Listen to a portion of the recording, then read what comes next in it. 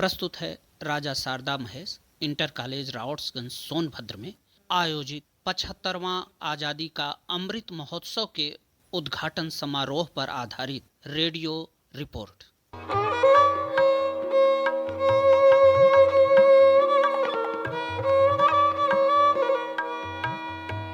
विगत शुक्रवार 19 नवंबर 2021 को राजा शारदा महेश इंटर कॉलेज रावट्सगंज सोनभद्र में रानी लक्ष्मीबाई के जन्मदिन पर 75वां आजादी का अमृत महोत्सव अभियान का उद्घाटन किया।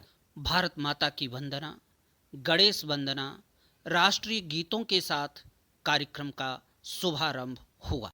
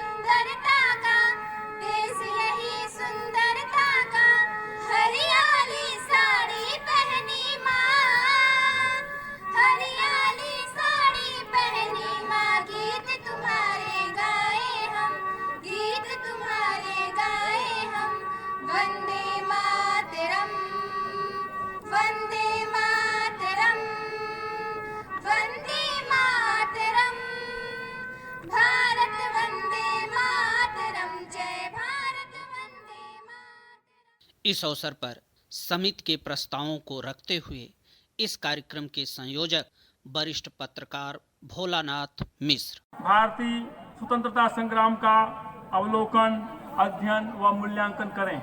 हम विश्वास पूर्वक कह सकते हैं कि हमारा स्वबोध इस स्वाधीनता संग्राम का सही अर्थ स्थापित करने में प्रेरणादायी भूमिका निभाएगा, लोगों के हृदय में प्रेरणा जागृत करेगा और स्वतंत्रता संग्राम के सत्यार्थ को समझने की ओर अग्रसर होगा। हमारे लिए यह महान अवसर है कि हम अपने सही इतिहास को जानें, समझें तथा सत्य समूच की पुनः प्रतिष्ठा करें। अज्ञात नायक नायिकाओं को सत्ता तथा शक्ति संपन्नता के बल पर इतिहास के पुस्तकों से बाहर कर दिए जाने का सही विश्लेषण कर अपने गौरवशाली महान अतीत व सामूहिक पहचान को जन जन तक पहुंचाएं। भारत देश स्वतंत्रता की 75वीं वर्षगांठ पर अमृत महोत्सव आयोजन कर वास्तव में एक प्रकार का समुद्र मंथन है और उसके अनेक रत्न प्राप्त होंगे। हमारे सेनानियों का सपना साकार होगा। समस्त प्रकार के भेदों से ऊपर उठकर संगठित समाज का हम निर्माण करेंगे। भारत की स्वतंत्रता, अखंडता के प्रति समर्पित मूल्यों के प्रति प्रतिबद्ध समाज की संरचना को रेखांकित करेंगे। विश्व बंधुत्व की प्रखर भावना को पुनर्जीवित किया जाएगा। प्रसिद्धि से दूर रहकर मातृभूमि के प्रति एक समर्पित दृष्टि रखने के लिए लोगों को प्रेरित किया जाएगा। गांव-गांव, शहर-शहर जोत जगाएंगे। स्वतंत्रता के यज्ञ में जिन महानुभावों ने बलिदान दिए हैं, जिन्हें भुलाए रखा गया, उन्हें तलाशेंगे, खोजेंगे। उनके योगदान की गौरव गाथा गाई जाएगी। निष्ठा, त्याग और बलिदान के गीत गाए जाएंगे। हम भारतवासी के हृदय में प्रखर राष्ट्रवाद की ज्वाला जलेगी। यही अमृत की प्राप्ति है। इस पुनीत यज्ञ में भाग लेना हर भारतवासी का योगदान देना परम कर्तव्य है। रानी लक्ष्मीबाई के व्यक्तित्व पर प्रकाश डालते हुए डॉक्टर अंजलि विक्रम सिंह मराठा के अधिकतर किले अंग्रेजों ने कब्जा कर लिए थे। ग्वालियर का किला एक मजबूत किला था, अतः रानी ने योजना बनाई ग्वालियर के किले पर कब्जा करने की, जिसके लिए इन्होंने तात्या तोपे को भेजा टाटा टोपे अपने नेतृत्व में ग्वालियर के किले पे हमला कर दिए और उस किले को इन्होंने अपने कब्जे में कर लिया। जब उस किले पर कब्जा हो गया रानी का, वहां पर भारी मात्रा में गोला बारूद और सब मिला। लेकिन जैसा कि देशद्रोहियों ने अंग्रेजों को इसकी पुनः सूचना दे दी, अंग्रेज पुनः ग्वालियर पर कूच कर गए। वहां पहुंचकर उनके साथ जो भी बागी नेता थे वो शायद अपने किले की जीत के जश्न में डूबे हुए थे। रानी बहुत ही दूरदृष्टि वाली थी। उन्होंने सबको आगाह किया भविष्य के लिए, आगे आने वाले लेकिन उन्हें बात समझ में नहीं आई। अचानक हुए अंग्रेजों के इस हमले से सब अप्रत्याशित हो गए और आखिर वह दिन आ गया 18 जून का, जब रानी ने रणचंडी का रूप लेकर के अपने बच्चे को कमर में बांधकर दोनों हाथ में लपलपाती तलवार लेकर रणभूमि में उतर गई। दोनों हाथ से रानी की तलवार ऐसे चलती थी मानो स्वयं रणचंडी युद्ध भूमि में आ गई हो और महाकाल का तांडव इस युद्ध भूमि में अंग्रेजों के लिए मौत बनकर नाच रहा था। अंग्रेज हथपथ से उनका जनरल था, जनरल ह्यू रोज, जो विशेष बहुत ही कई लड़ाइयों को जीत चुका था, उसको लगाया गया था। रानी क्योंकि उनका घोड़ा भी नया था, आप सभी जानते होंगे कि उनके जो 3 विश्वसनीय घोड़े थे वो सब वीर गति को प्राप्त हो चुके थे और उन्होंने उस युद्ध के लिए एक नए घोड़े को लिया था। रानी दक्षिण पश्चिम की तरफ कूच किया रानी ने, और अपनी घुड़सवार सेना को उन्होंने उनको अपने साथ आने के लिए कहा। लेकिन जनरल ह्यू रोज की आंखें तो उस युद्ध भूमि में मात्र रानी को खोज रही थी, क्योंकि वह जानता था कि अगर हमने रानी को पकड़ लिया तो हम युद्ध जीत जाएंगे। रानी कूच करती हुई दक्षिण पश्चिम की तरफ पहुंची, लेकिन नियति ने एक बार फिर उनके साथ ऐसा खेल खेला। सामने एक नाला आया, उनका घोड़ा वहां ठिठक गया।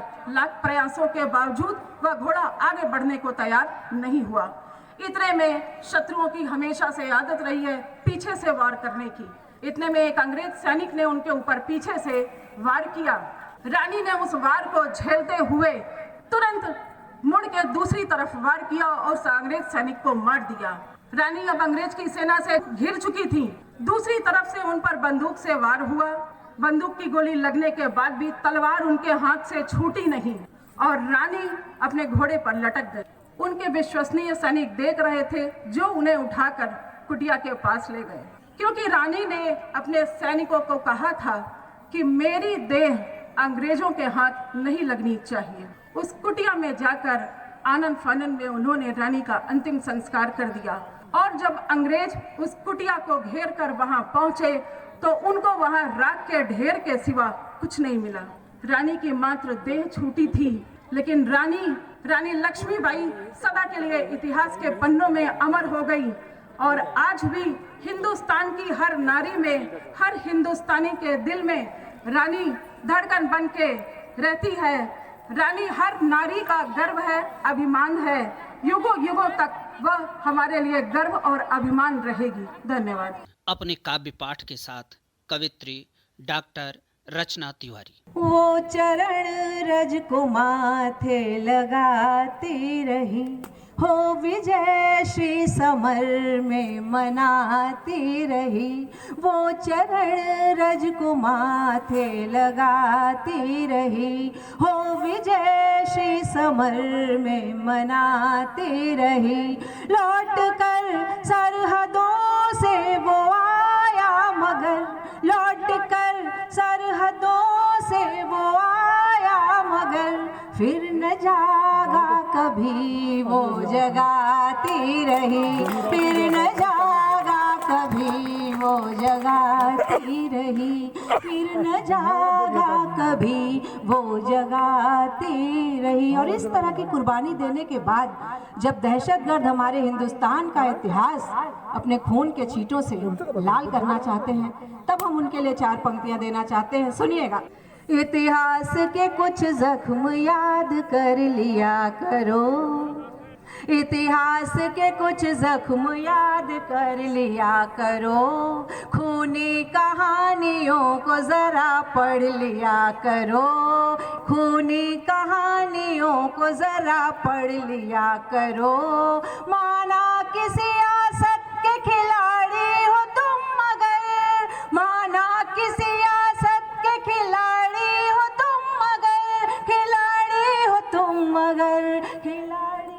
तुम मगर कुछ देश के लिए भी ज़रा मर लिया करो, कुछ देश के लिए भी ज़रा मर लिया करो, कुछ देश के लिए भी ज़रा मर लिया करो।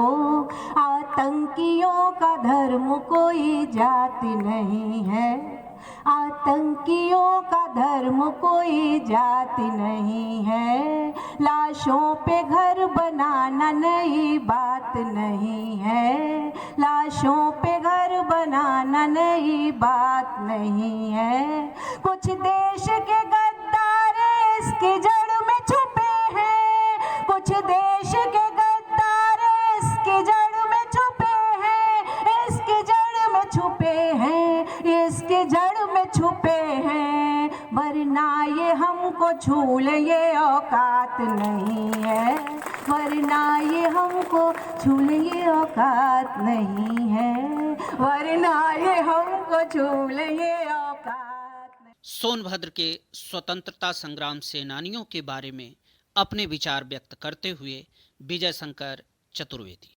आज लक्ष्मीबाई के जन्म दिवस के अवसर पर मैं यहाँ की दो महिलाओं के बारे में आप लोगों को बताना चाहता हूँ। एक महिला सेनानी दुधी की थी, उनका नाम श्रीमती राजेश्वरी देवी था।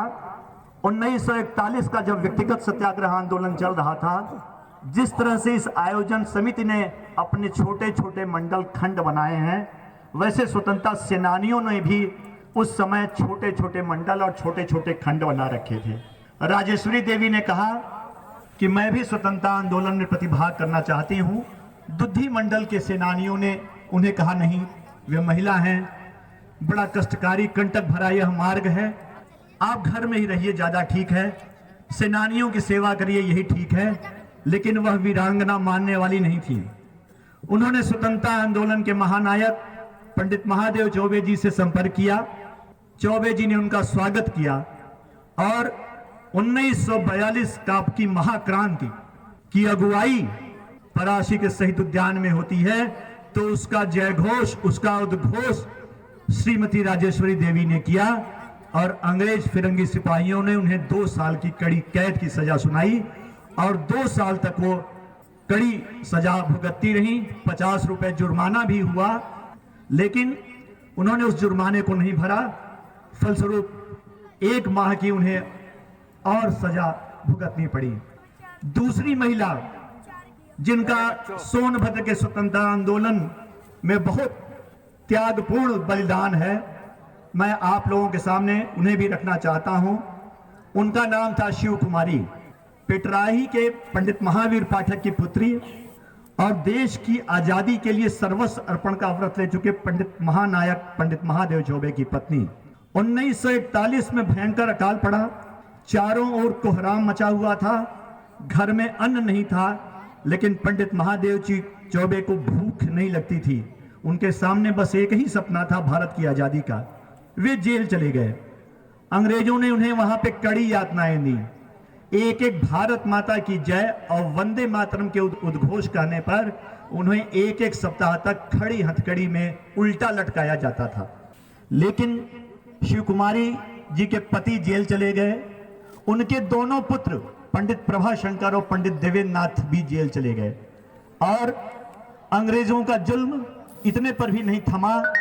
उनके घर की लगभग 1 दर्जन बार कुर्की हुई, घर की खपरेल लोटा बर्तन तक नीलाम किया गया और शिव कुमारी जी ने कहा कि आप मुझे भी जेल ले चलिए, मैं भी भारत माँ की सेवा करना चाहता हूँ।